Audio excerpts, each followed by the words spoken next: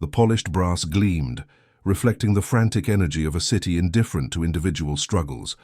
For Clara Vance, life had always been a quiet battle, fought with resilience and a hopeful heart.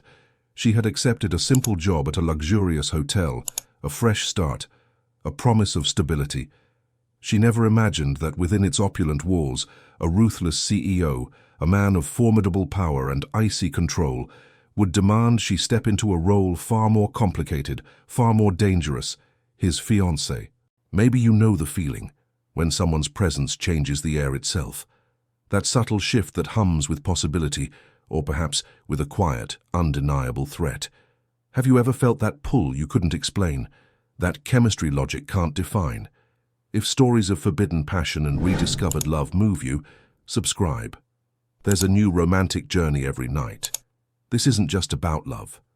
It's about choosing between what's safe and what sets your soul on fire, between a meticulously planned future and a moment of breathtaking, terrifying surrender.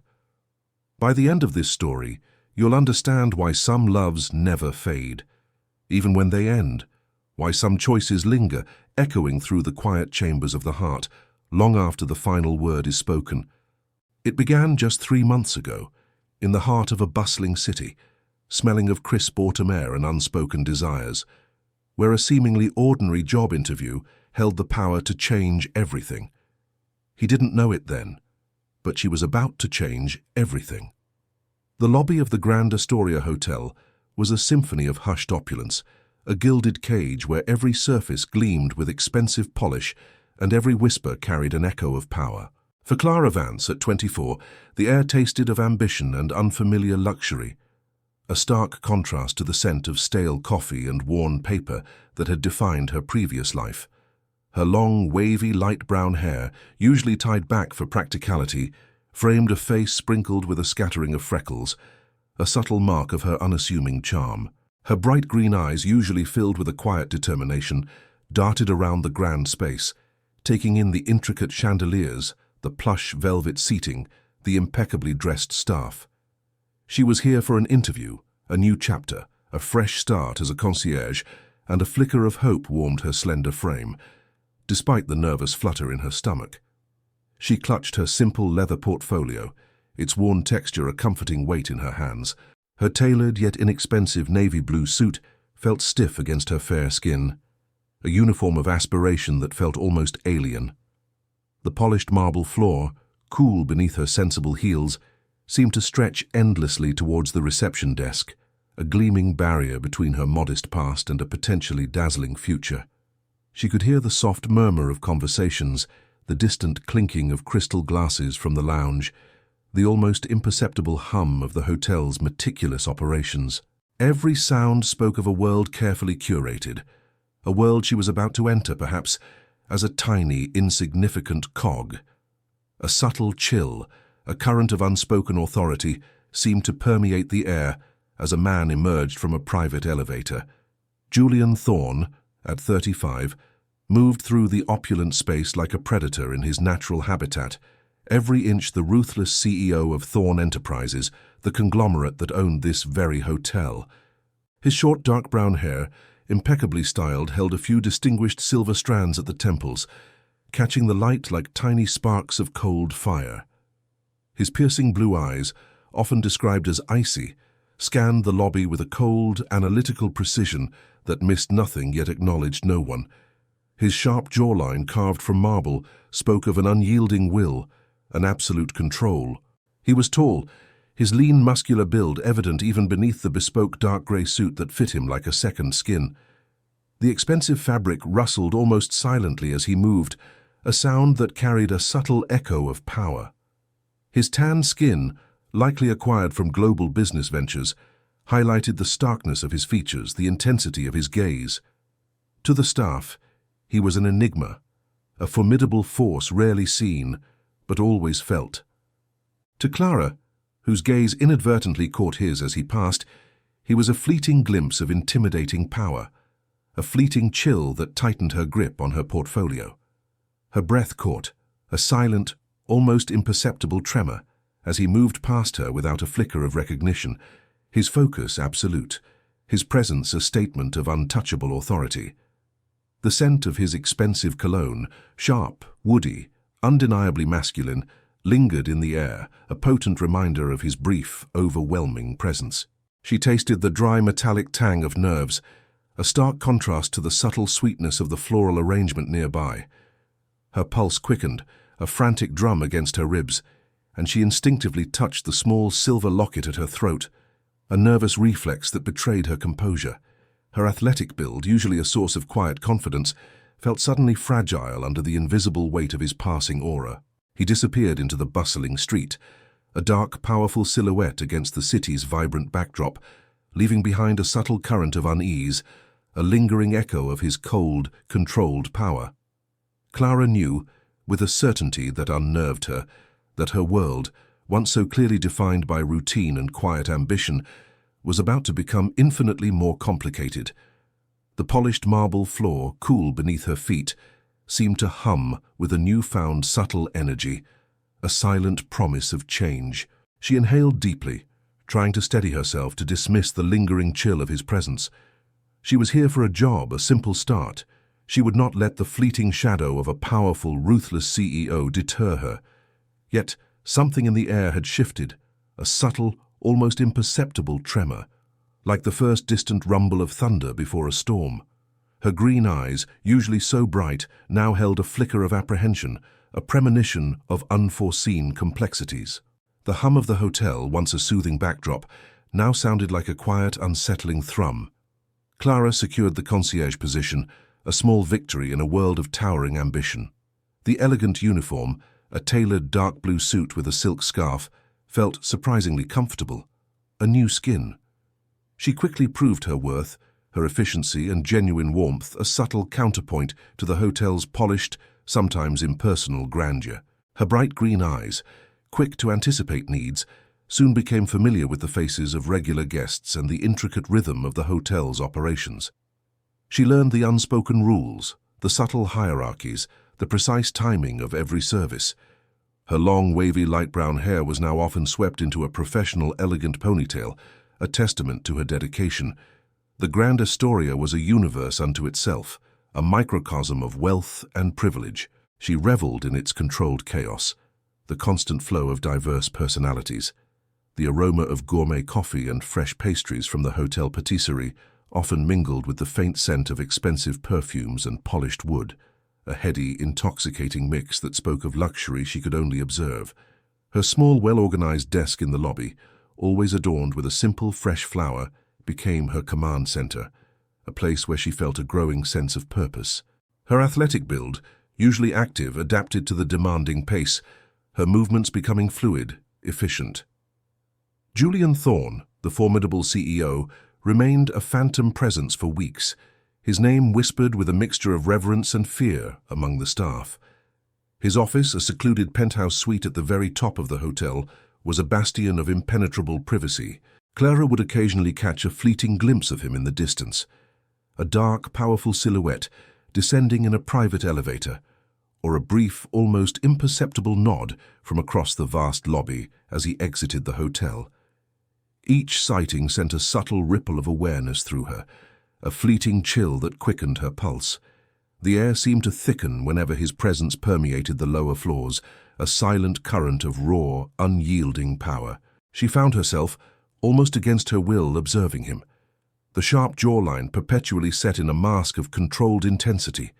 The way his piercing blue eyes, cold and analytical, missed nothing, yet revealed even less. His impeccably tailored suits, always in shades of dark grey or black, seemed to absorb all light, making him a figure of profound shadow. The powerful scent of his expensive cologne, cedar and black pepper, would linger in the air long after he had passed, a subtle masculine reminder of his proximity. She tasted the bitter tang of curiosity, mingled with a professional detachment she tried to maintain. One particularly demanding afternoon, a major conference was in full swing, flooding the hotel with delegates and a palpable sense of urgency. The lobby buzzed with frantic energy, a symphony of hurried conversations, ringing phones, and the incessant clatter of luggage. Clara, handling a complex reservation for a demanding client, was a picture of calm efficiency amidst the storm. Her bright green eyes, usually so composed, held a flicker of concentration as she deftly navigated the chaotic demands. She could feel the subtle shift in the air, the rising pressure of the day. Suddenly, a problem arose. A crucial guest, a CEO of a major tech firm and a key figure in the conference, had a last-minute complex flight cancellation, threatening to derail a critical meeting. The original concierge was overwhelmed, visibly flustered, his voice trembling slightly. Julian Thorne, emerging from his private elevator, observed the scene with a cold, critical gaze. His sharp blue eyes, like chips of ice, instantly assessed the chaos, the failing efficiency. He could feel the growing tension, a discordant note in his otherwise perfectly orchestrated hotel. The air tasted of mild panic, a flavor he abhorred. His gaze swept the lobby, dismissing the floundering staff until it landed on Clara.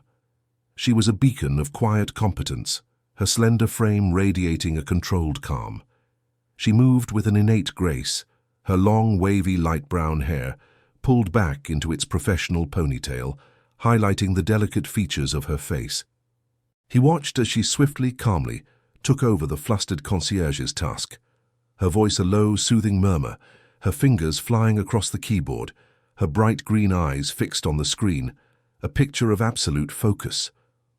Her presence was a surprising balm, an unexpected oasis of order in the chaos. He approached her desk, his footsteps silent yet commanding, cutting through the lobby's din.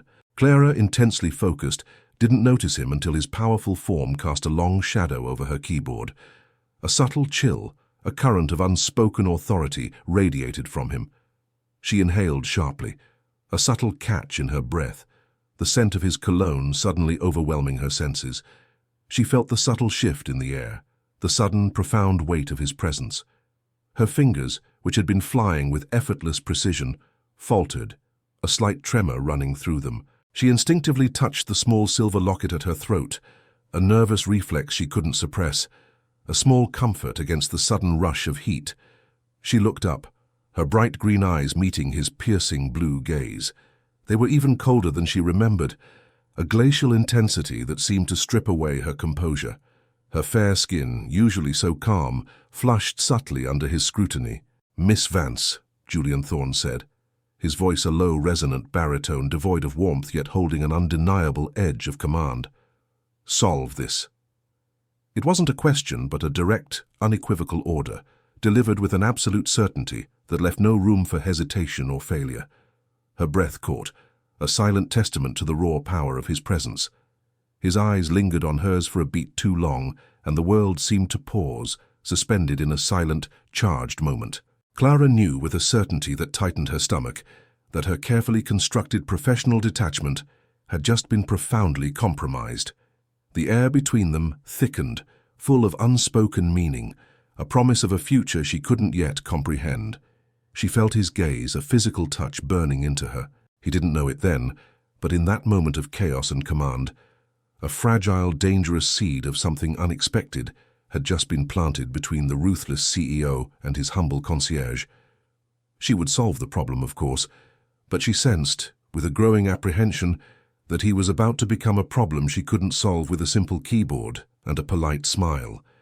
Her hands, resting on the cool surface of her desk, trembled almost imperceptibly. Clara solved the problem. With a swiftness that impressed even Julian Thorne's exacting standards, she rerouted the executive's flight, secured a private jet connection, and arranged for a seamless transition. Her voice, calm and reassuring, had soothed the client's frayed nerves, her efficiency a beacon in the storm of their scheduling nightmare. Julian watched her unseen from a discreet distance, his piercing blue eyes following her every move, observing her quiet competence. He saw the subtle strength in her slender shoulders, the intelligence that sparkled in her green eyes, the innate grace with which she navigated both technology and human emotion. Later that evening, after the last delegate had departed and the lobby returned to its hushed opulence, Julian summoned her to his private office. The penthouse suite was even more imposing than she had imagined, a bastion of dark wood gleaming chrome, and floor-to-ceiling windows offering a panoramic view of the city's glittering sprawl. The air tasted of success and solitude, mingled with the faint, sharp scent of his expensive cologne. She clutched her notepad, its crisp pages a small anchor against the sudden rush of nerves. Her professional attire, usually a source of confidence, felt suddenly fragile in this intimidating space. He stood by the vast windows, a formidable silhouette against the city lights, his back to her. His voice, when he finally spoke, was a low, resonant baritone, devoid of warmth, yet holding an undeniable weight. "You handled the situation admirably, Miss Vance," he said, his words precise, measured, like perfectly cut diamonds. "Your initiative, your efficiency, it was impressive." He turned, his piercing blue eyes, colder than she remembered, fixed on her. "You are wasted at that desk." It wasn't a compliment, but a pronouncement, a statement of fact that sent a shiver down her spine. The scent of ozone, almost metallic, seemed to cling to the air around him, a tangible presence. Clara swallowed, her throat suddenly dry. Her heart hammered against her ribs, a frantic rhythm against the profound silence of the office. She instinctively touched the small silver locket at her throat, a nervous reflex. "Thank you, Mr. Thorne," she replied, her voice steady, though a subtle tremor ran through her slender frame. "I simply did my job." He walked towards her, his footsteps almost silent on the thick carpet, a powerful, measured tread that resonated through the floor. He stopped just a few feet away, his imposing height casting a long shadow over her. The air between them thickened, charged with an unspoken intensity, a current that hummed with a dangerous energy. "Your job, Miss Vance," he stated, his voice a low, rough murmur, "is about to change." His gaze dropped to her mouth, a fleeting, almost imperceptible flicker of something she couldn't name. Desire, curiosity, command. The scent of his cedar and black pepper cologne was suddenly overwhelming, intoxicating her senses. He offered her a position as his personal assistant. The terms were extravagant, the responsibilities immense, the hours demanding. It was an offer that defied logic, a leap into a world she knew nothing about. But his gaze, intense and unwavering, held hers, a silent challenge, a magnetic pull she found impossible to resist. The cool surface of her notepad felt rough beneath her trembling fingers. She knew it was wrong, but the heart doesn't ask for permission. She felt a profound shift in the air, a sense of inevitability that tightened her stomach. Clara accepted. Her initial days as Julian Thorne's personal assistant were a whirlwind of meticulously organized chaos. His world was a relentless symphony of high-stakes deals, global communications, and an unyielding pursuit of perfection. She learned quickly, adapting her innate efficiency to his demanding pace. Her bright green eyes, sharp and intelligent, soon deciphered his unspoken cues, anticipating his needs before he even articulated them.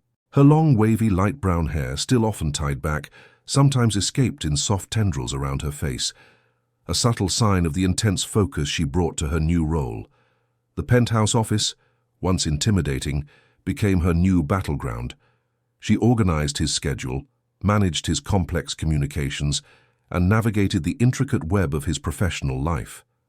She spent hours in his close proximity, observing him, learning his rhythms, his subtle tells. She saw the unwavering intensity in his piercing blue eyes as he closed a deal, the subtle tension in his sharp jawline when faced with a challenge, the quiet, formidable power that radiated from his lean, muscular frame. She could taste the dry, metallic tang of stress, mingled with the lingering aroma of his expensive coffee.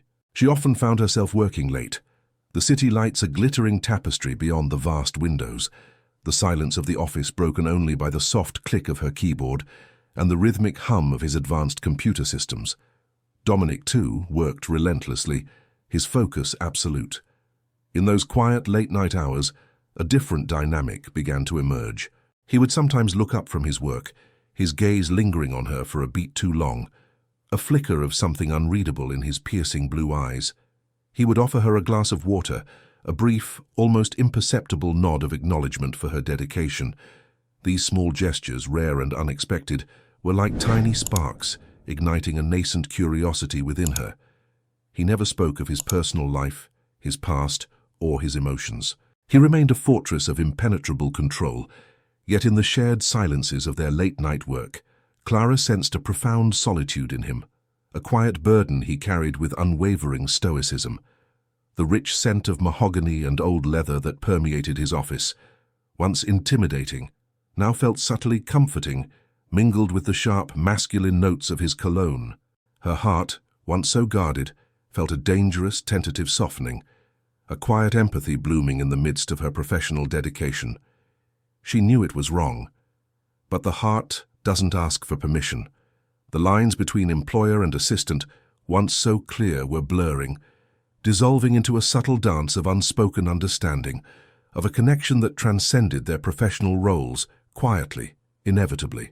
The subtle dance between Clara and Julian deepened with each passing day, weaving a complex tapestry of professional proximity and unspoken intimacy. Their work, once a clear boundary, had become the very conduit for their intensifying connection. Clara found herself anticipating his presence, her heart doing a nervous flutter whenever his footsteps echoed in the distant halls of the penthouse. He in turn seemed to seek her out with a newfound, almost reckless abandon, lingering in the office long after other staff had departed, engaging her in conversations that strayed far from business, his dark blue eyes never leaving her face, a powerful, almost magnetic force. His gaze, no longer merely analytical, held a simmering intensity, a profound yearning that mirrored her own, a desperate hunger he made no attempt to conceal in their private moments. Her body, once wary of his imposing presence, now instinctively leaned towards him. Drawn by an irresistible magnetic pull, she felt deep in her bones, a warmth that spread through her slender frame. Small, accidental touches became deliberate, lingering. His hand might brush hers as he handed her a document, a fleeting contact that sent a jolt of raw electricity through her. Her fingers might graze his arm as she reached for a file, an electric spark that left her breathless. Each contact was a confirmation, a deepening of the unspoken commitment they had made, a truth spoken in fleeting skin-to-skin moments. The quiet hum of the office air conditioning now seemed to amplify the profound silence that often settled between them, a silence heavy with unspoken words. One evening, after a particularly late night finalizing a crucial deal, the penthouse office was cloaked in the intimate glow of city lights. Clara had just placed the last report on Julian's vast mahogany desk. He rose from his chair, his movements slow, deliberate, his dark blue eyes fixed on her, an unreadable storm brewing in their depths. He walked towards her, his steps measured, each one pulling him closer, dissolving the last vestiges of their professional distance, their carefully maintained roles. The scent of old paper, of his expensive cologne, and the faint, sweet trace of her subtle perfume filled her senses, creating a heady, intoxicating mix that disarmed her completely. Clara's heart hammered against her ribs, a frantic rhythm that echoed the profound anticipation that filled the quiet room, making the air feel thick and heavy. She felt utterly exposed, vulnerable, yet utterly unable to move, rooted to her spot by an irresistible force that transcended reason. He stopped directly in front of her, just inches away, his imposing height casting a profound shadow over her small, trembling frame. The air crackled with a palpable tension, thick with unspoken desires and raw, simmering emotion. A powerful, almost physical presence. Her bright green eyes, wide and luminous, met his dark, intense gaze, a silent conversation passing between their souls. His usual analytical coolness was utterly gone, replaced by a burning hunger, a profound yearning that seemed to strip away all his carefully constructed defenses, exposing a raw, vulnerable man beneath. He looked at her as if she held the answer to every unasked question, the missing piece to his fragmented soul, the light that could banish his lingering darkness. He could taste the unspoken words, the simmering desire in the air between them, a sweetness that promised both profound joy and inevitable pain. His breathing deepened, quiet but unsteady, a sound that filled the sacred silence of the office. "Clara," he breathed, her name a low, rough murmur, thick with unspoken yearning, with all the emotions he had meticulously suppressed for years. It was a plea, a confession, a prayer, a profoundly intimate sound that sent shivers down her spine. The sound of her name spoken with such raw, unadulterated emotion was a revelation, shattering the last vestiges of their professional distance, their carefully maintained roles. Her rational mind screamed against it. He was her CEO, a billionaire, a man burdened by immense responsibilities. But her heart, foolish and defiant, surged with an answering emotion she could no longer deny, a profound elemental connection that transcended their disparate worlds. She knew it was wrong, but the heart doesn't ask for permission. Slowly, almost reverently, he raised his hand.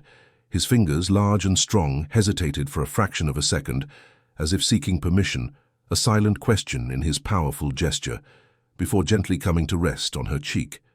His thumb stroked her skin with an impossibly tender touch, a feather-light caress that ignited a roaring fire in her veins. The contact sent a jolt of pure electricity through her, a warmth that spread rapidly through her entire being, making her breath catch in her throat, stealing her words, her resolve, her very will to resist.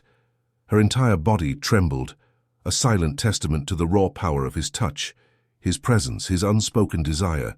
Every rational thought in Clara's head evaporated, replaced by a singular, overwhelming need, a primal yearning for connection that transcended all logic, all fear, all societal boundaries. He moved closer, slow enough for her to stop him, but she didn't. His eyes, dark and intense, searched hers for a long, agonizing moment, a silent plea, a question that hung heavy in the air. He leaned in, his head lowering, his gaze still locked on hers, a deliberate movement that allowed her every chance to pull away. The scent of his cologne, sharp and masculine, enveloped her, intoxicating her senses. He moved even closer, his lips just inches from hers, the warmth of his breath a whisper against her skin. The air felt charged, like everything unsaid had finally found a voice in the space between their almost touching lips. The world outside the office moved on, oblivious. Inside, everything had already changed, poised on the brink of an irreversible moment. Their hearts raced in unison, a frantic, desperate rhythm that echoed in the profound silence. There was confession hidden between their silences, something only the brave would recognize. He tried to resist, but her presence disarmed him in ways reason never could. The unspoken words, the simmering desire, the profound connection that had blossomed between them, all culminated in that excruciating, beautiful, almost moment, a promise of a future that felt both terrifying and undeniably fated. The unspoken truth of their souls, laid bare in that agonizing proximity, was a silent vow. He lowered his head further, his gaze still fixed on hers, a silent, powerful demand in their depths. Their breath mingled, a soft, unsteady rhythm that filled the profound quiet. He was asking, without words, if she would give him her heart, if she would let him shatter the last vestiges of their carefully maintained distance. The silence thickened, pregnant with profound meaning. He leaned in, not to speak, just to exist in the space between them. The touch of his strong hand on her cheek felt impossibly tender. Her own hands, trembling, instinctively reached up, resting lightly on his chest, feeling the steady, powerful beat of his heart beneath her fingertips. His gaze held hers, and in its depths she saw not just desire, but a profound, almost solemn understanding, an acknowledgement of the broken pieces they both carried, and the possibility of healing they found in each other's presence. There was a desperate, almost primal need in his eyes, a yearning that matched the ache deep within her own soul. He moved infinitesimally closer, his lips brushing hers, a feather-light touch that sent sparks of fire through her veins. The world outside seemed to disappear. She knew it was wrong, but the heart doesn't ask for permission. The delicate scent of jasmine and rain clung to her, a memory he hadn't lived yet, but now deeply craved. The taste of the sweet anticipation was almost unbearable, a promise of something profound, something inevitable. Her breath caught in her throat as his lips lingered, a silent question in their soft touch. She was about to fall, irrevocably, into a world she didn't understand, into the arms of a man she barely knew, yet whose soul spoke a language her own recognized. The almost moment stretched, a fragile, agonizing bridge between their past and a future that had just begun to unfold. The air crackled between them, thick with the weight of unspoken desires and the raw, simmering emotion that had finally found its voice in the silence. Julian's lips brushed hers, a feather-light touch that sent sparks of fire through Clara's veins, making her breath hitch in her throat. Her eyes fluttered shut, a silent surrender to the overwhelming sensations that threatened to consume her. Every rational thought, every societal boundary, every painful memory that had guarded her heart, dissolved in the exquisite anticipation of his touch, his kiss. She was adrift, lost in the potent magnetism of his presence. He pulled back just slightly, his dark blue eyes still locked on hers, a silent question in their depths. His hand, still cradling her cheek, felt warm and impossibly tender against her skin. "Clara," he breathed, her name a low, rough murmur, heavy with a vulnerability she had never heard from him before, a raw plea that stripped away all his carefully constructed defenses. I can't explain it. This feeling. It defies everything I've ever known, everything I've ever built my life around." His voice, usually so clipped and controlled, was thick with emotion, a profound tremor in its depths. Clara's heart hammered against her ribs, a frantic rhythm that echoed the profound anticipation that filled the quiet room. She looked at him, truly looked at him, and saw not the formidable CEO, but a man exposed, vulnerable, wrestling with emotions he clearly didn't understand, yet couldn't deny. His gaze held hers, an unspoken confession passing between their souls. She could taste the raw honesty in his words, the bitter tang of his struggle against a force more powerful than his formidable will. The scent of expensive wood and his cologne, mingled with her subtle perfume, filled her senses, a heady, intoxicating mix that disarmed her completely. "I tried to resist it," Julian continued, his thumb stroking her cheekbone, a gesture of profound tenderness. "I tried to rationalize it, to categorize it, to control it. But I can't. Your presence, your quiet strength. You've brought something into this office, into my life that I didn't even know I was missing. A warmth in a darkness I thought was permanent." He paused, taking a deep, shuddering breath, his body trembling almost imperceptibly. "I know this is inappropriate, dangerous, but I feel something for you, Clara. Something profound, something undeniable." His voice, raw with this confession, echoed in the silence. Clara's eyes softened with understanding, with empathy. His admission of his weakness, his struggle, his profound longing, resonated deep within her own heart.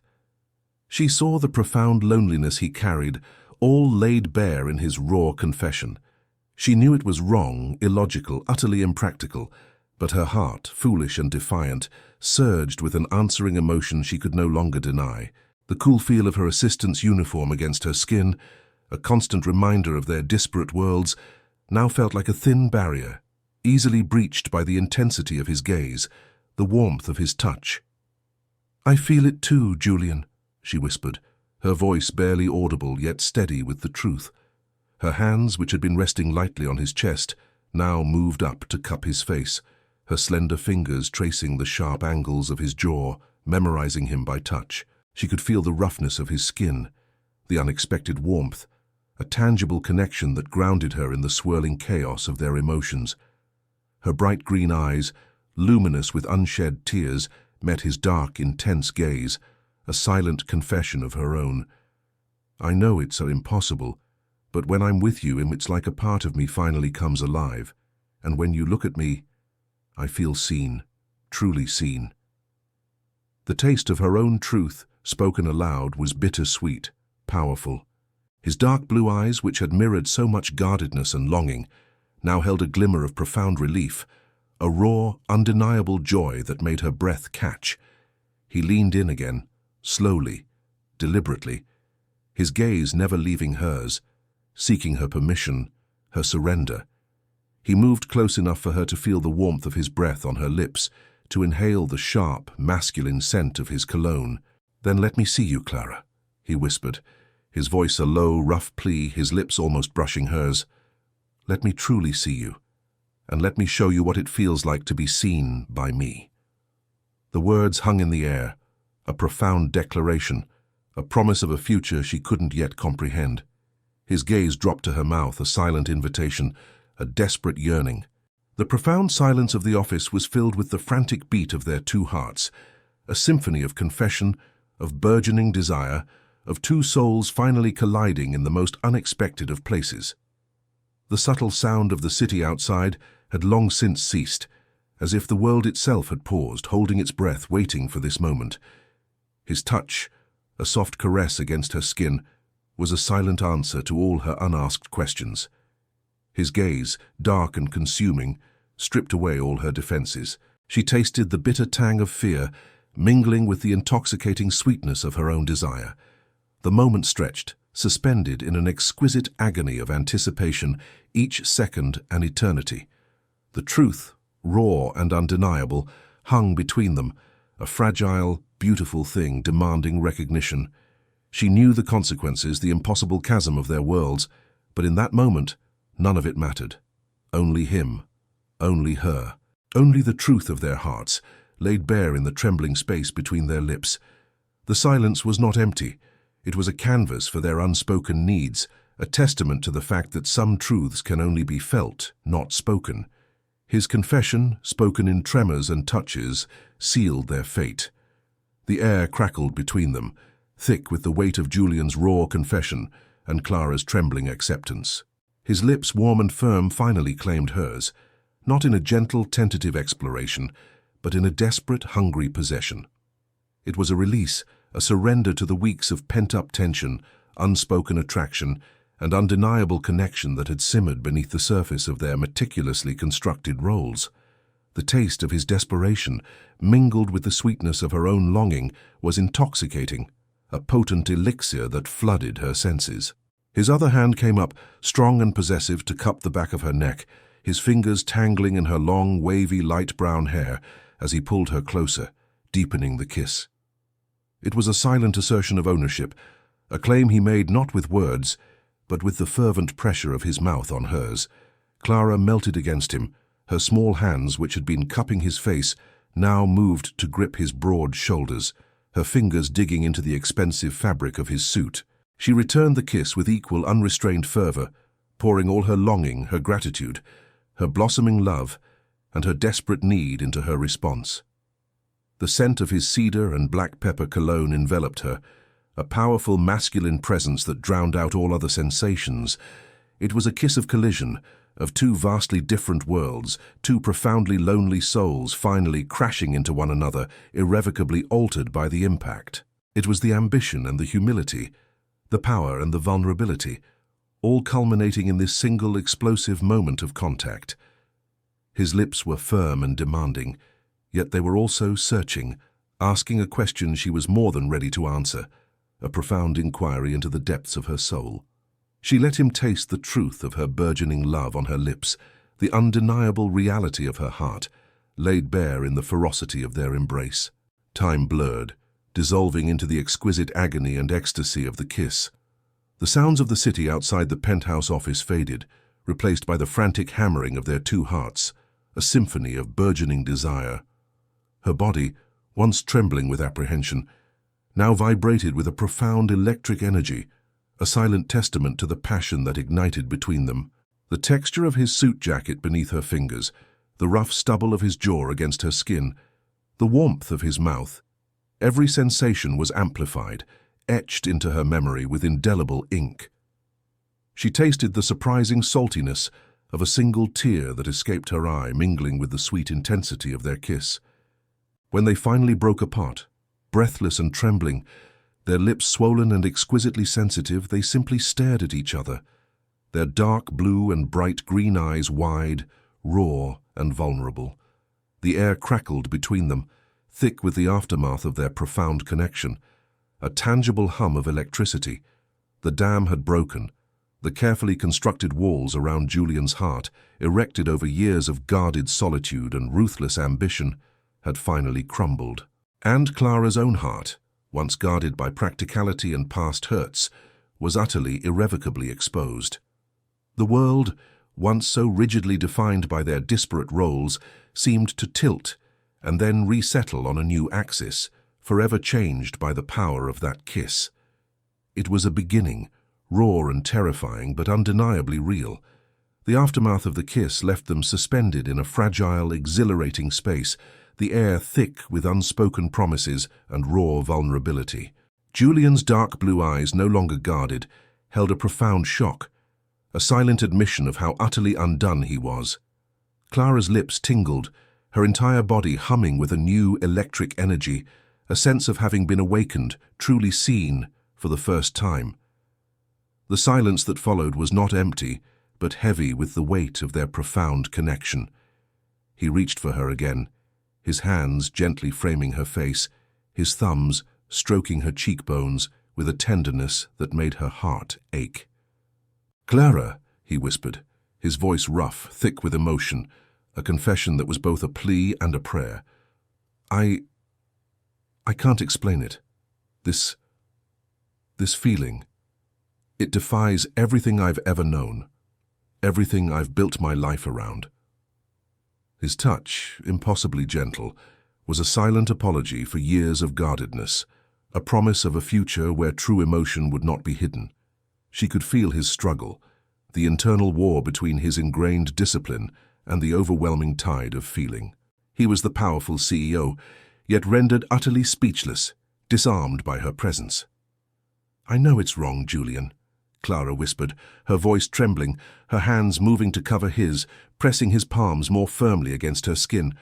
"I know, but my heart, it doesn't care." Her words were a raw, honest declaration, a surrender not to him, but to the truth of her own feelings. She knew the consequences, the impossible chasm of their worlds, but in this moment, none of it mattered. Only the searing connection between them. His gaze dropped to her mouth, a silent question in his dark eyes, a yearning that matched her own. The scent of his cologne enveloped her, a powerful masculine presence. "I have no right," he confessed, his voice thick with guilt, a shadow of unspoken burdens clouding his features. "Your life, it's already so complicated. And I'm your employer." His words were a jarring intrusion of logic, a desperate attempt to rationalize a moment that defied all reason. But his confession held a new kind of honesty, a willingness to admit his flaws, his fears. He was trying to push her away, not out of malice, but out of a deep-seated fear of damaging her, of tainting her with his complicated world. "Don't analyze this, Julian. Not now," Clara countered, her voice surprisingly firm, cutting through his self-recrimination. She looked directly into his eyes, willing him to see past the circumstances, past the disparity in their wealth. "What just happened between us? It had nothing to do with duty or obligation, and you know it." Her directness, her unwavering gaze, seemed to break through his last vestiges of hesitation. A look of profound relief, like a physical weight being lifted, washed over his face. He surrendered, not to her, but to the undeniable truth of their connection, to the powerful current that had just swept them away. "I know," he admitted, his voice low and intense, a raw, honest confession that vibrated in the air between them. He explained that from the moment he first truly noticed her, in the chaos of the lobby, something inside him had shifted, irrevocably changed. He had spent his life surrounded by people who saw only the Thorn name, the money, the power. But she, with her fierce pride, her untamed spirit, and her quiet strength, had wanted nothing but to be seen for who she was, the woman, the artist hidden within. And in seeing her, truly seeing the messy, beautiful, resilient truth of her soul, he had begun to feel seen himself, perhaps for the very first time. She knew it was wrong, but the heart doesn't ask for permission. It was a confession that mirrored her own feelings so perfectly, so profoundly, that it left her breathless. He wasn't just a benefactor, a powerful CEO. He was a man with his own deep-seated loneliness, his own carefully constructed walls, his own profound need for connection. A man just as lost as she was, albeit in a different kind of storm. The chasm between their worlds, which had once seemed so vast and insurmountable, suddenly felt insignificant, a mere circumstantial detail. Their souls, it seemed, spoke the same language. The profound peace that settled between them was not a quiet calm, but a powerful surrender, an acknowledgement of a shared destiny. He promised himself in that moment that he would protect what they had just found, this fragile, precious thing, no matter how complicated their lives were about to become, no matter the obstacles that lay ahead. He would fight for this, for her, for them, against the shadows of his past, against the judgment of his world. He had surrendered to a love that defied all logic, all control, all the rules he had meticulously lived by. Her touch, a soft caress against his cheek, was a silent answer to all his unasked questions. His gaze, dark and consuming, stripped away all her defenses, leaving only the truth of their intertwined hearts. A surrender, quiet and profound, had altered the very fabric of their existence. The boundaries once so rigidly drawn between them dissolved in the tender aftermath of their surrender, replaced by an intoxicating intimacy that permeated every corner of Julian's penthouse. The office, once a bastion of solitude and control, now hummed with a newfound warmth, infused by their unspoken promises and lingering touches. The vast, opulent rooms, once echoing with emptiness, seemed to embrace their presence, becoming witnesses to a love story that defied all logic, all reason. Clara found herself moving through the penthouse, not as an assistant but as a cherished companion, her heart lightened by the unwavering weight of Julian's gaze. They spent hours talking, sharing, simply being. He spoke more freely of his early life, the immense pressure of his family name, the relentless drive to build his empire.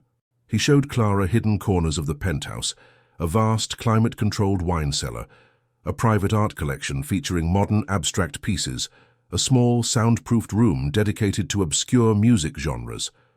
Clara, in turn, shared more of her own past, her struggles, the fierce love she held for her ailing grandmother, the burning desire to share her music with the world, a passion she now felt confident enough to revive. Their conversations became a sacred space, a sanctuary where their souls intertwined, healing old wounds and forging new bonds. The physical tension between them, no longer a simmering undercurrent, now manifested in effortless, lingering touches. His hand might brush hers as they reviewed documents, his fingers intertwining with hers, a silent, comforting connection. Her head might lean instinctively against his shoulder as they worked late, poring over complex reports, the soft scent of his cologne enveloping her in a cocoon of safety. Each touch was a confirmation, a deepening of the unspoken commitment they had made in that passionate kiss. The silence, once intimidating, now became a language of its own, filled with shared breaths, soft sighs, and the profound understanding that passed between them. One evening, after a particularly poignant discussion about their converging dreams and the music that connected them, Julian gently took Clara's hand. His piercing blue eyes, soft with an emotion she had rarely seen, met hers. "Clara," he whispered, his voice a low, resonant murmur, "stay with me tonight, not as an assistant, not as a guest, but as you are. Here, with me."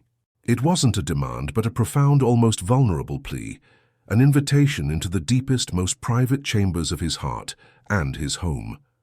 The air in the office thickened, charged with the weight of his words, the depth of his unspoken need. The soft glow of the desk lamp seemed to intensify, casting warm shadows that danced around them, witnessing a profound turning point. Clara's heart hammered against her ribs, a frantic rhythm that echoed the profound anticipation that filled the quiet room. Her rational mind screamed against it, the impropriety, the consequences, the sheer audacity of it all. But her heart, foolish and utterly consumed by him, surged with an answering need, a desperate longing to simply be with him, without titles, without walls, without the judgment of the world. She looked into his eyes and saw not just desire, but a profound trust, a vulnerable hope that disarmed her completely. She saw the longing for connection, the yearning for solace, the desperate plea of a man who had been alone for too long. She nodded, a small, almost imperceptible movement, her bright green eyes meeting his, filled with a silent promise. Julian's face, usually so guarded, transformed, a look of profound relief and tenderness washing over him. He gently pulled her up from the armchair, his movements slow, deliberate, giving her every chance to retreat. His hand moved to her waist, a gentle, possessive touch that sent shivers through her. He led her out of the office, not back to her hotel room, but towards the master suite, a journey that felt both terrifying and undeniably fated. The penthouse, usually so vast, seemed to shrink around them, focusing solely on their two intertwined figures, moving towards a new, shared beginning.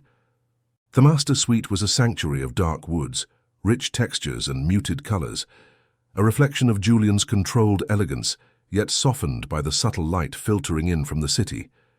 He didn't speak, but his gaze, warm and intense, communicated everything. He turned to her, his hands framing her face, his thumbs stroking her cheekbones with a tenderness that brought tears to her eyes. "Thank you," he whispered, his voice thick with emotion, his lips brushing hers in a soft, reverent kiss. It was a kiss of gratitude, of profound relief, of unspoken promises that bound them closer than any contract. Time blurred. Clothes were shed, not in haste, but with a languid tenderness, each garment a symbol of the old world falling away. Their bodies met, skin against skin, a profound physical manifestation of the emotional intimacy they had already forged. There was no rush, no urgency, only a slow, deliberate exploration, a silent communion of two souls finally finding peace in each other's embrace. Clara traced the strong lines of his back, the subtle scars on his shoulder, learning him by touch, memorizing every curve and plane. Julian buried his face in her long, wavy, light brown hair, inhaling her scent of subtle florals and warm skin, a scent that now represented home. The master bedroom, usually a silent, solitary space filled with soft breaths, gentle sighs, and the rhythmic beat of two hearts beating as one.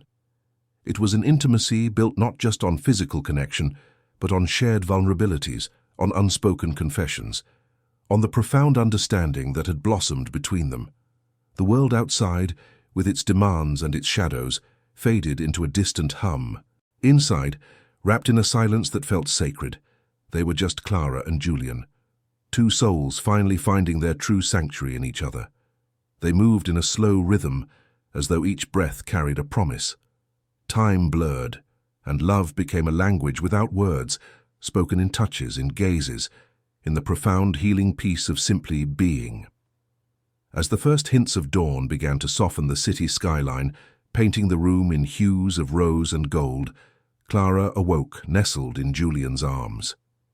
His scent, his warmth, his steady heartbeat beneath her ear. It felt like coming home after a lifetime of wandering. She traced the sharp line of his jaw, the gentle curve of his lips, a man who, despite his immense power, was utterly vulnerable in his sleep. She knew the path ahead was fraught with challenges, with the shadows of his past and the judgment of his world, but in this moment of profound peace, wrapped in his embrace, she felt ready to face anything. His profound trust, her complete surrender, had forged a bond stronger than any secret. The fragile peace, so meticulously built in the quiet intimacy of their shared nights, began to feel precarious as the harsh light of day revealed the complexities of their new reality. Clara moved through the penthouse with a heightened awareness, no longer just an assistant, but a woman entangled with its powerful owner. Julian, in turn, was utterly consumed by her, his usual laser-like focus on business, now tinged with a new, almost reckless abandon. Yet, the external world, with its relentless demands and its ever-present shadows, inevitably began to intrude, threatening to shatter their delicate bubble. Julian's work, which Clara now assisted him with intimately, became more intense, more volatile. He was often on hushed late-night calls, his voice low and grim, words like hostile takeover, market manipulation, and corporate espionage filtering through his office door. Clara, her newfound happiness tinged with a growing unease, couldn't shake the feeling that his carefully contained world was becoming increasingly volatile, drawing them both into a dangerous current. He was fighting battles she now dimly understood, battles that felt deeply personal, fiercely contested. She noticed more frequent, suspicious details surrounding him. The sleek black car with tinted windows, not his usual limousine, often waited silently outside the hotel for him, sometimes late at night, sometimes early in the morning, whisking him away to unseen clandestine confrontations. She overheard fragments of hushed conversations from hotel staff, whispers about Mr. Thorne's ruthless rival, a man named Victor Hayes, and unethical practices that bordered on the illegal. The hotel, once a sanctuary of quiet luxury, felt subtly charged with a new undercurrent of tension, a shadow creeping into its gilded halls, threatening to engulf their fragile peace. The scent of fear, subtle and acrid, seemed to cling to the periphery, a stark contrast to the luxurious perfumes. One afternoon, while organizing a stack of old files in Julian's private office, a room he now left open, a testament to their growing trust, her fingers brushed against a hidden compartment in his vast mahogany desk. Driven by an irresistible, almost primal sense of foreboding, she opened it. Inside, nestled beneath a layer of old business contracts, was a stack of yellowed newspaper clippings. The headline on the top one screamed a chilling truth. Thorne Enterprises rocked by corporate espionage scandal, founder's reputation tarnished. Clara's breath caught in her throat, a sharp, involuntary gasp that echoed in the silent office. Her hands trembled as she pulled the clipping free. The article detailed a major scandal that had nearly brought Julian's father's company to its knees years ago. It spoke of leaked trade secrets, industrial sabotage, and a rival corporation, Hayes Industries, that had almost succeeded in a hostile takeover. The most devastating part, however, wasn't about the business. It spoke of the immense personal toll the scandal had taken on the Thorne family, specifically mentioning Julian's beloved younger sister, Lily, who had suffered a severe emotional breakdown as a result of the relentless public scrutiny and false accusations that had targeted her, falsely implicating her as a weak link, susceptible to manipulation by their rivals. The article hinted at a long, arduous recovery and a lasting trauma that had forced Lily into complete seclusion. Julian's darkest secret wasn't just his ruthless ambition or his guarded nature. It was intrinsically linked to this scandal, to a profound injustice that had cast a devastating shadow over his family's honor, and tragically, over his sister's well-being. His unwavering drive, his need for absolute control, his ruthless efficiency. It was all a desperate defense, a measure to ensure such a personal and corporate wound would never happen again. He was fighting ghosts, not just for his empire, but for his family's honor, for a justice he believed had been denied, a profound need to protect those he loved, even from the truth itself. The scent of old paper, bitter and stale, filled her nostrils, thick with the weight of forgotten history, a past that now felt devastatingly present. The pain of the revelation was a sharp, physical ache in Clara's chest, a sudden suffocating constriction around her heart. She understood his previous silence now, his meticulous compartmentalization. How could he possibly share such a dark, complicated, and deeply personal wound with anyone, especially with an assistant whose world was so far removed? But the understanding was mingled with a bitter pang of hurt. He still hadn't trusted her enough to tell her the whole truth. Their love, fragile and new, was built on a foundation of shared vulnerabilities, but also on a silence that now felt like a gaping chasm, threatening to swallow them whole. The quiet hum of the office's advanced systems now felt like a mocking drone, a constant reminder of the secrets it held. His attempts to protect her from his world, from the brutal truth of his past, had inadvertently become the very thing that broke her heart. His silence, a weapon forged from past pain, had now wounded her. Just then Clara heard the distinct familiar sound of Julian's private elevator door gliding open, a soft hiss that usually brought a sense of warmth, but now ignited a surge of cold panic. She quickly folded the newspaper clipping, her hands trembling uncontrollably, stuffing it back into its hidden place beneath the financial reports. She smoothed her assistant's uniform, trying desperately to compose herself, to erase any trace of the profound shock and betrayal that had just rattled her world to its core. The scent of her own fear, a bitter tang, filled her nostrils, a stark contrast to the lingering aroma of his expensive cologne.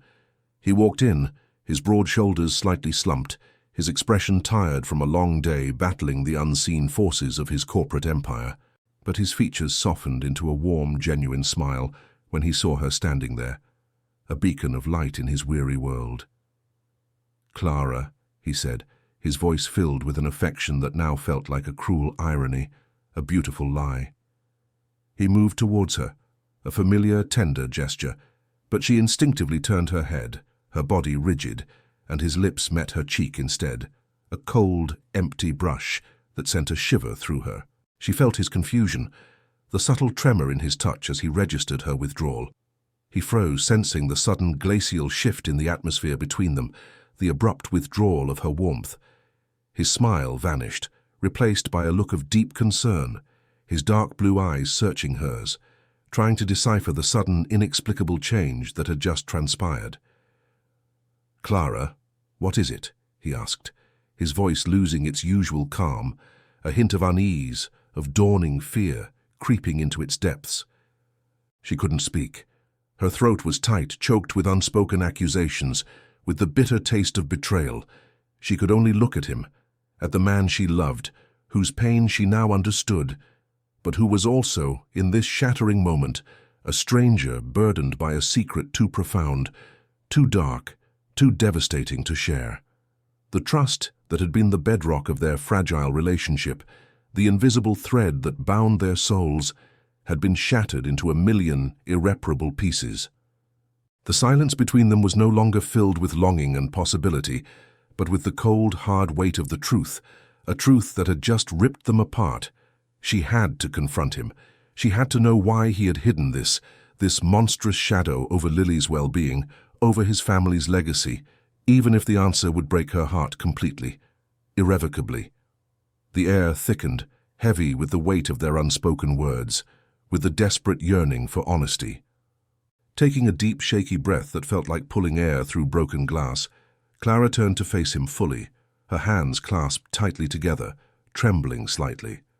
The concealed newspaper clipping in his desk drawer, though unseen, felt like a silent, glaring accuser between them. "Julian," she began, her voice quiet but steady, betraying none of the furious turmoil raging inside her, a testament to her fierce inner strength. "There's something I need to ask you about Lily." His posture stiffened, imperceptibly at first, then visibly. His dark blue eyes, which had softened with affection moments before, became guarded, a steel barrier descending over them, cold and impenetrable. "What about Lily?" he asked, his voice even, controlled, but with an underlying tension she could now detect, a tremor of fear he couldn't quite suppress. He moved a step back, instinctively creating distance, a defense mechanism. "It's not just that she suffered, Julian," Clara continued, pushing past her fear, needing the unvarnished truth, needing to taste its bitter reality. "It's how her name was implicated in the scandal, the corporate espionage with Hayes Industries." His formidable composure finally cracked. A flicker of profound regret, mixed with something that looked suspiciously like raw, agonizing fear, crossed his face, stripping away his usual impassive mask. He looked like a man who had just been struck a mortal blow, his powerful frame sagging with an invisible weight. "You knew, didn't you? You knew about the scandal, about what they said about her. Why didn't you tell me? Why did you hide it?" The scent of old paper and dust, mingled with the bitter tang of betrayal, filled her nostrils, overwhelming her. "Clara, let me explain," he began, taking a tentative step toward her, his hands outstretched as if to bridge the chasm that had just opened between them. She held up a hand, stopping him, a barrier of hurt and betrayal, a silent command he instantly obeyed. "Explain what?" she asked, the pain finally bleeding into her voice, raw and unvarnished, a wounded cry. "Explain why you lied to me, why you omitted the single most important, most devastating fact about your family. Did you think I was too simple to understand the complexities of your world, or were you just ashamed of her past? Ashamed of my past, by association?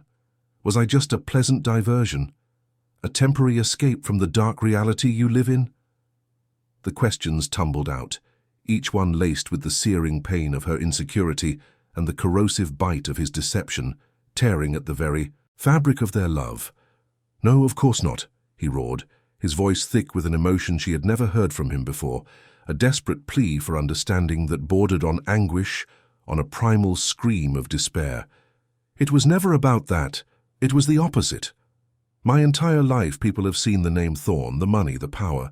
They've seen the scandals, the accusations. They don't see the man, Julian, or the woman, Lily. They approach me with an agenda, with expectations, with judgment, with fear. They tainted Lily's name, ruined her health with their cruel whispers, their baseless insinuations. I am not a person to them. I am an institution, a shield against a world that tried to destroy my sister, my family. His face was contorted with a raw, agonizing pain. He ran a hand through his hair, his powerful frame shaking. When Lily's health broke, her reputation was already in tatters because of that monstrous lie. My father, he sacrificed everything to bury the truth, to protect her name from further mudslinging, even if it meant burying part of himself. I swore then that I would rebuild, I would control, I would protect.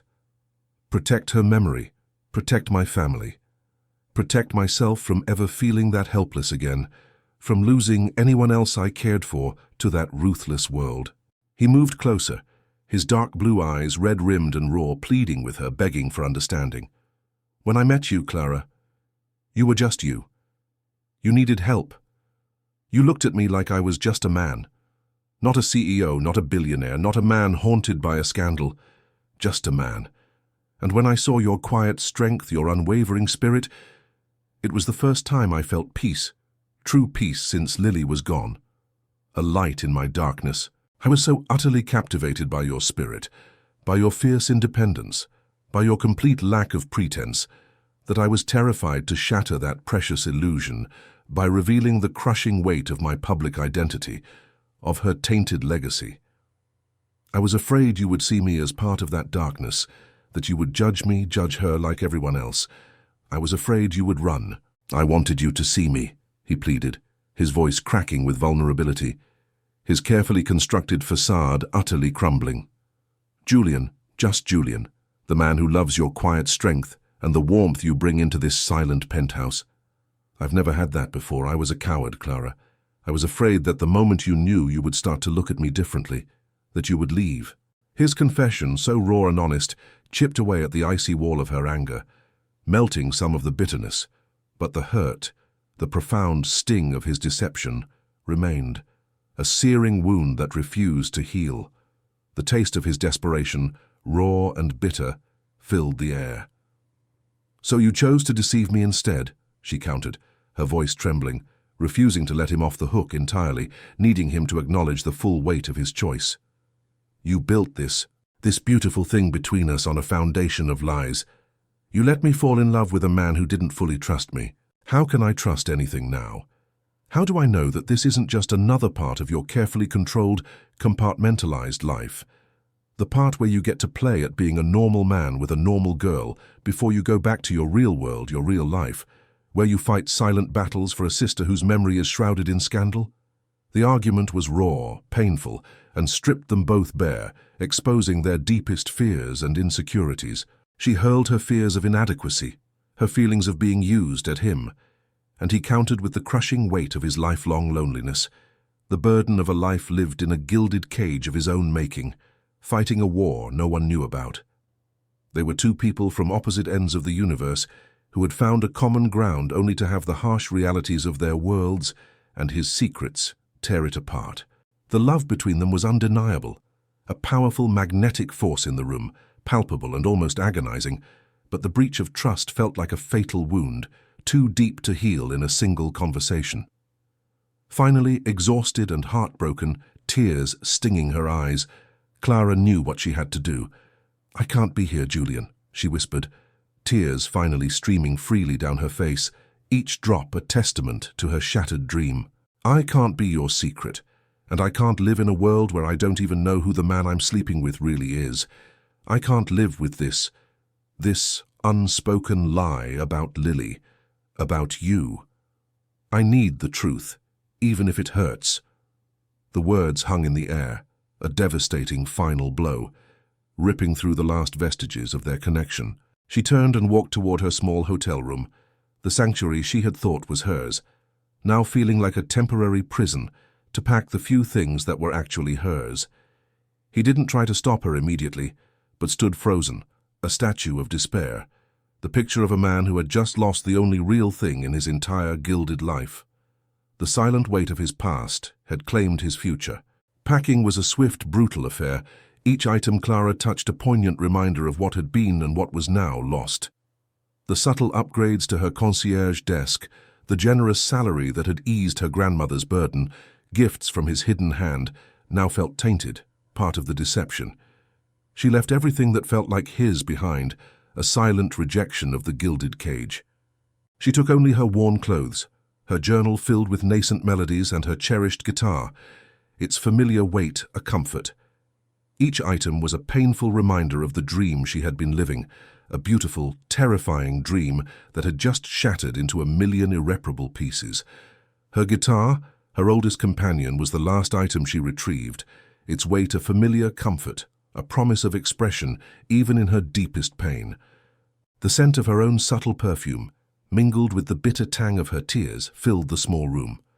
When she emerged from her room with her small bag and guitar case, Julian was still standing in the office doorway, a statue of desolation, his face a mask of pale, hollow despair, his piercing blue eyes fixed on the empty space where she had just been. He looked at the small bag in her hand, at the battered guitar case, and the stark reality of what was happening seemed to finally hit him with its full, devastating force. "Where will you go?" he asked, his voice raw, broken, laced with a deep personal agony that finally pierced through her own pain. It was a practical question, from a man who always thought in terms of solutions, but it was imbued with a profound, almost primal fear of loss. "I'll figure it out," she replied, her voice cold, though it was taking every ounce of her remaining strength not to break down, not to dissolve into sobs. "I always have." Her voice was a fragile shield, protecting her from his pain, from her own.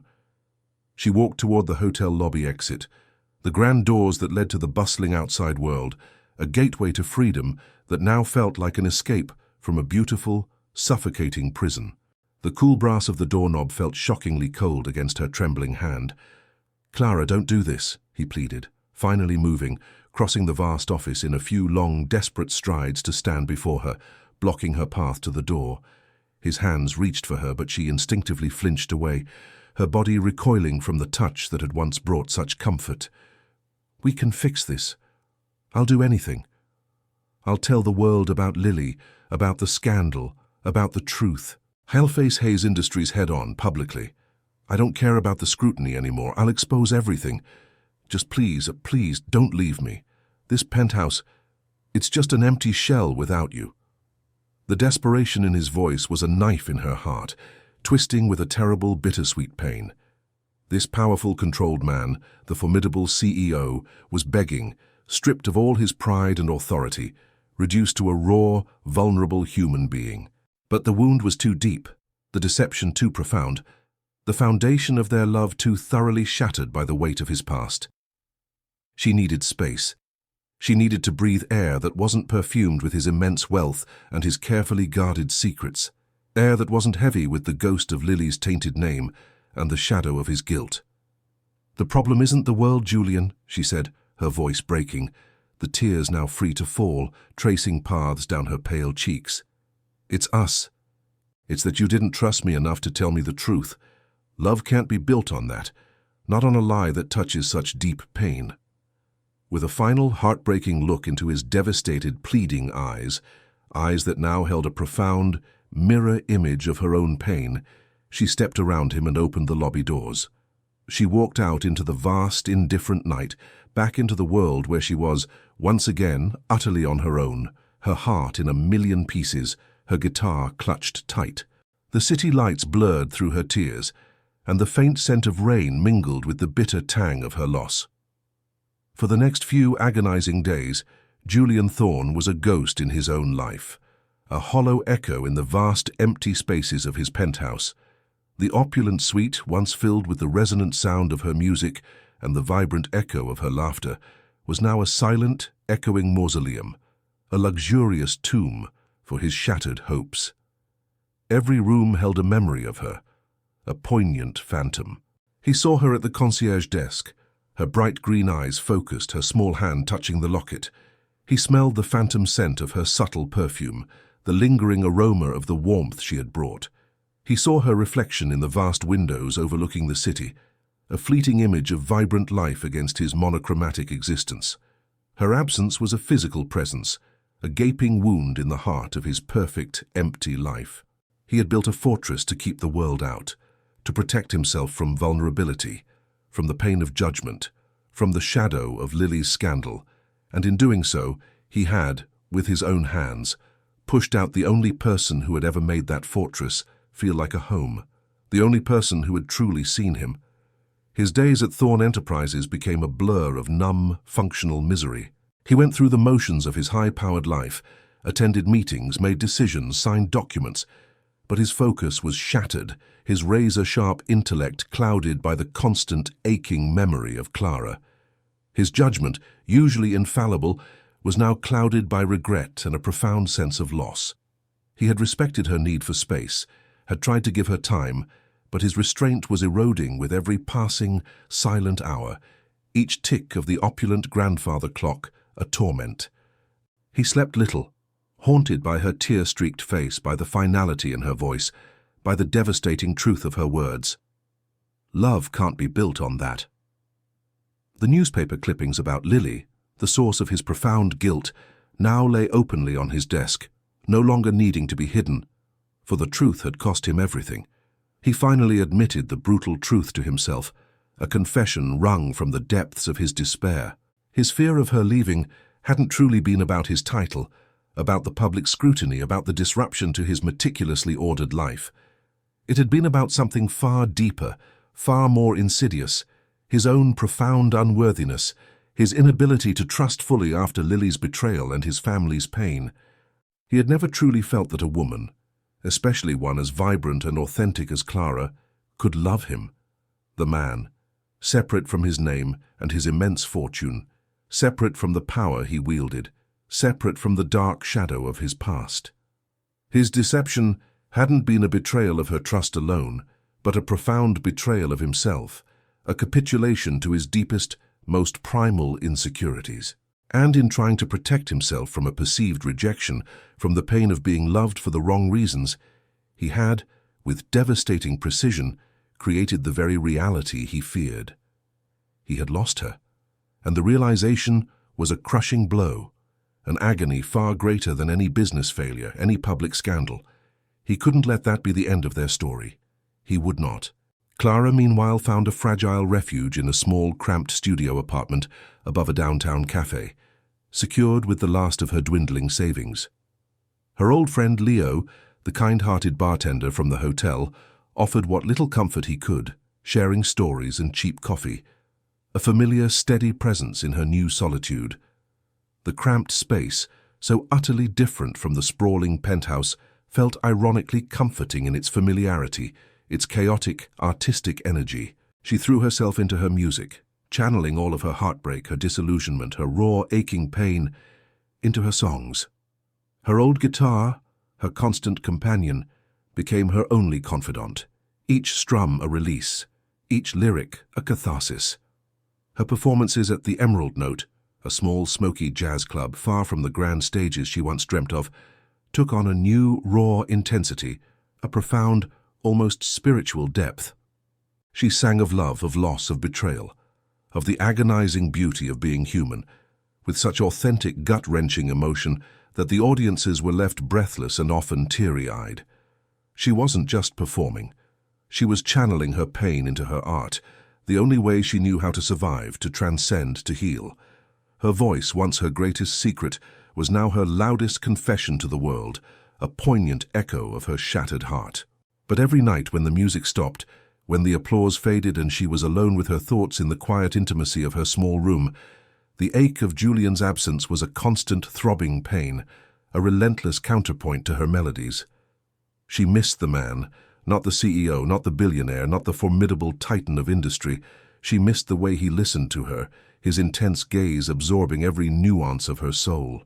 She missed the quiet safety of his presence, the profound stillness he brought to her chaotic world. She missed the surprising tenderness in his touch, the unexpected vulnerability in his eyes when he spoke of Lily. She had run from his world, from his secrets, from the immense chasm between them, but she couldn't outrun the truth of her own heart. She was still completely, hopelessly, irrevocably in love with him. She had chosen her pride over her love, her perceived self-respect over the profound connection they shared, and the searing loneliness of that choice was a bitter, unbearable pill to swallow. She had lost her home, her dreams, and now the man who had brought her back to life, all because of a secret she hadn't known how to bear. The breaking point for Julian came on a rainy Tuesday night, a week after Clara had left. It was a soft, steady drizzle that mirrored the profound melancholy in his soul, a quiet weeping that felt in sync with his own internal torment. He was sitting alone in the dark expanse of his living room, staring at the grand piano in the penthouse lounge, a silent, beautiful monument to the music and life that had vanished from his home. He had spent the past week in a state of numb, functional misery, going through the motions of his high-powered life, but his focus was shattered, his razor-sharp intellect clouded by the constant, aching memory of Clara. Every corner of the penthouse whispered her name, echoed her laughter, recalled her melodies.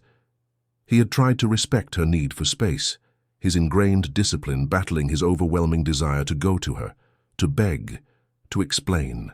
But his restraint was eroding with every passing silent hour, each tick of the opulent grandfather clock, a reminder of the time slipping away, of the chasm growing wider between them.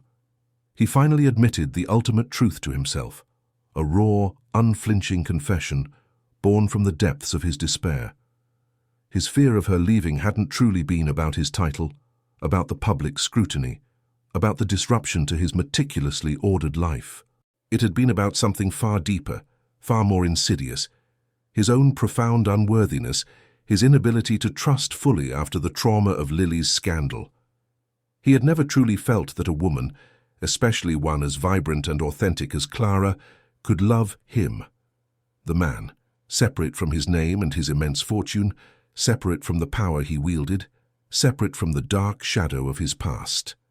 His deception hadn't been a betrayal of her trust alone, but a profound betrayal of himself, a capitulation to his deepest, most primal insecurities, and in trying to protect himself from a perceived rejection, from the pain of being loved for the wrong reasons, he had with devastating precision created the very reality he feared. He had lost her, and the realization was a crushing blow, an agony far greater than any business failure, any public scandal. He couldn't let that be the end of their story. He would not. He grabbed his car keys and his jacket, a man on a mission, driven by a clarity he hadn't felt in days, a singular, undeniable purpose. He knew where she would be. He drove, not to her grandmother's apartment, not to Leo's place, but directly to the Emerald Note, the small jazz club he had heard Leo mention, a place so utterly outside his carefully constructed world. He walked in, his presence immediately drawing stares, whispers rippling through the hushed club. Julian Thorne? The CEO? What is he doing here? He ignored them all, his gaze sweeping the room with a laser-like focus, until he found her, a solitary, luminous figure in the golden spotlight on stage. She was singing a new song, a heartbreakingly beautiful melody, raw with an authentic sorrow so profound it silenced the entire room, gripping every patron in its emotional embrace. He listened to the words, to the aching vulnerability woven into each note, and his heart broke all over again, recognizing his own story in her pain. She was singing about him, about a man who was a quiet port in a storm, a man who lived in a glass tower, a man who held her heart, and then through his own fear and secrets let it fall. It was her side of the story, her pain laid bare for all to see, a public confession of her love and her loss. He waited, his powerful frame utterly still, until the last sorrowful note faded into a stunned silence, followed by a wave of explosive, appreciative applause. As she took a graceful bow, her bright green eyes misty with unshed tears, her gaze swept the room, and she saw him.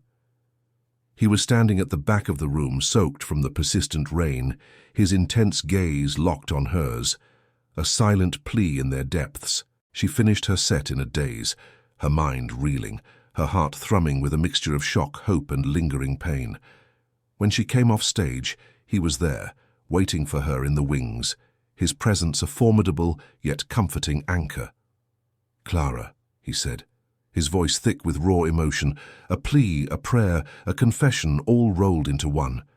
Before she could protest or run, before she could erect her emotional walls, he laid his soul bare, a vulnerability she had only glimpsed before. "You were right. I was a coward. I hid behind my title, behind my name, behind my wealth, because I was terrified that the man underneath it all wasn't enough. I was afraid that if you saw the real me, with all my past burdens, without the trappings of power, you wouldn't stay. That you would see Lily's shadow, her tainted name, and run. But these last few days without you, Clara, they have been the emptiest of my entire life. My world, my power, my name, Thorn Enterprises. It's all just a silent, echoing, empty room without you in it. You are the warmth, the light, the music, the very heart of it all. I don't want to be a CEO without you. I don't want to be anything without you."